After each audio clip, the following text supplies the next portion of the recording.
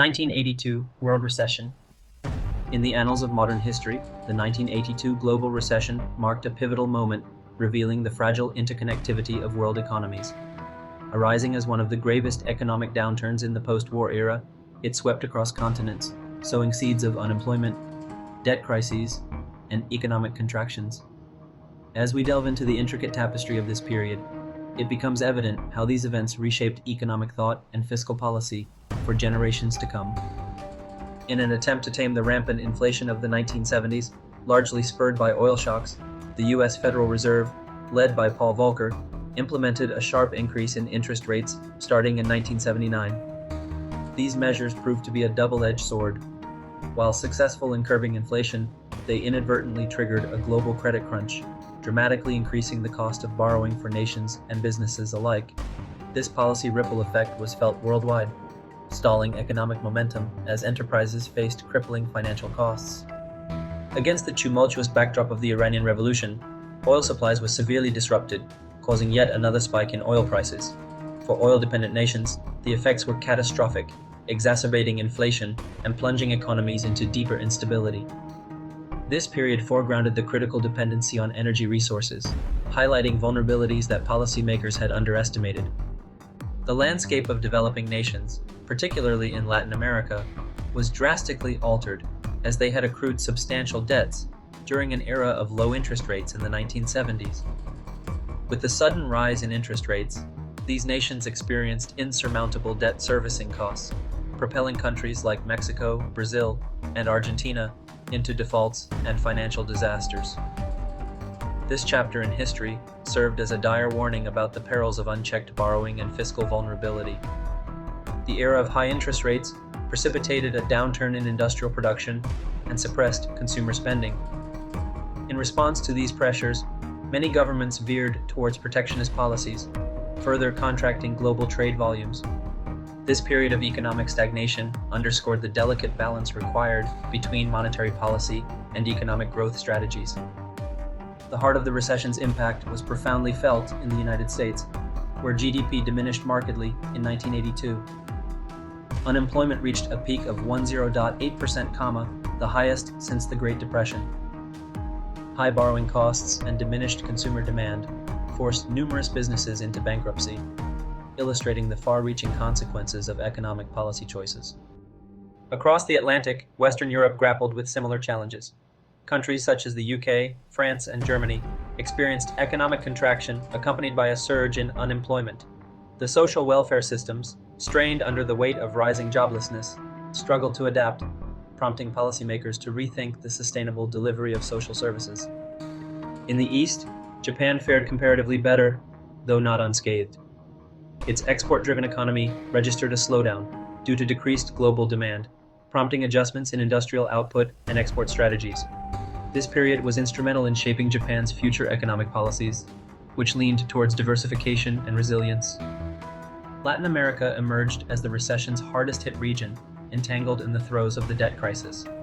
Several nations, under the heavy yoke of financial distress, turned to the International Monetary Fund, IMF, for bailouts. The resultant hyperinflation and economic instability inflicted widespread poverty and fomented political unrest, altering the region's socio-political landscape for years. In Africa, economies predominantly reliant on commodity exports faced severe declines as prices for oil, copper, and coffee plummeted. This deepened the chasm between affluent and impoverished nations, underscoring the critical need for economic diversification. Globally, developing nations languished under mounting debts and collapsing commodity prices, with structural adjustment programs from international lenders further compounding social vulnerabilities. The human toll of the recession was starkly visible in skyrocketing unemployment rates. Across many nations, double-digit unemployment plunged families into economic and psychological despair. The scourge of long-term joblessness emerged as a prevalent concern, particularly affecting industrial sectors and necessitating a reevaluation of labor policies. Wages stagnated, and in numerous cases, real wages fell prey to inflation's erosion. Middle and working-class families bore the brunt of this economic maelstrom, with diminished financial security feeding social discontent. High interest rates catalyzed the collapse of the housing market.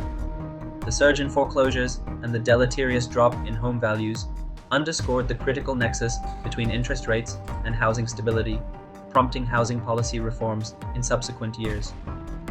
In the developing world, austerity measures eroded social programs, exacerbating poverty and perpetuating inequality. Access to fundamental services like healthcare and education diminished, revealing the socio-economic strains of fiscal austerity policies. The societal pressure cooker of unemployment and austerity measures ignited widespread protests, strikes, and riots. Many governments faced political instability, with some regimes succumbing to the relentless public pressure, reshaping the political order. The recession unfurled in late 1980, reaching its nadir in 1982. While recovery signs emerged for industrialized nations by late 1982, developing countries, particularly in Latin America, endured an extended debt crisis, often dubbed the lost decade. This delineation of recovery timelines between developed and developing nations highlighted disparities in global economic resilience. In response, central banks, led by the Federal Reserve, pivoted towards lowering interest rates, kindling economic revival. Concurrently, fiscal stimulus measures sparked demand rejuvenation, signaling a newfound understanding of recovery dynamics. The new economic landscape necessitated innovative strategies. Developing nations entered negotiations with global lenders to restructure overwhelming debts. The Brady Plan, introduced in the late 1980s, became a cornerstone in resolving debt crises, alleviating burdens, and stabilizing embattled economies. In industrialized domains, recovery was powered by technological innovation and globalization-influenced strategies, elevating productivity and trade. Export-driven growth models, particularly in Japan and nascent Asian economies, accelerated the pace of recovery, showcasing the power of adaptive economic policies.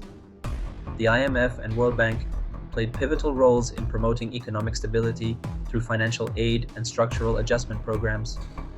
Yet, these policies were not without controversy, as strict conditions sometimes exacerbated social inequities, igniting debates among policymakers. The recession definitively pivoted economic thinking toward monetarism, focusing on controlling inflation over full employment. The spotlight shifted away from Keynesian approaches, heralding an era of neoliberal policies, which profoundly influenced subsequent fiscal strategies.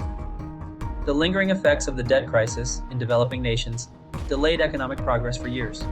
Structural adjustment programs often incited social unrest, reinforcing the need for balanced and inclusive economic policies. Businesses responded by overhauling operations, investing in automation, and streamlining to weather economic storms. This shift towards leaner production foreshadowed the evolving landscape of corporate strategies. The crisis unequivocally demonstrated the necessity for a fortified global financial system to adeptly manage debt and economic disparities. Additionally, it heightened awareness of the profound interconnectedness of global economies, guiding future policy directions. The 1982 global recession was a defining epoch in economic history, laying bare the vulnerabilities faced by both industrialized and developing nations in the face of systemic shocks. While the industrialized world rebounded through a blend of policy interventions and structural innovations, developing countries navigated protracted economic and social upheavals. The lessons gleaned from this pivotal period wielded influence over economic policies and global financial architectures for decades, crafting a legacy of learning and adaptation. Thanks for watching. If you liked the video, please do subscribe, like, comment, and share for more such content.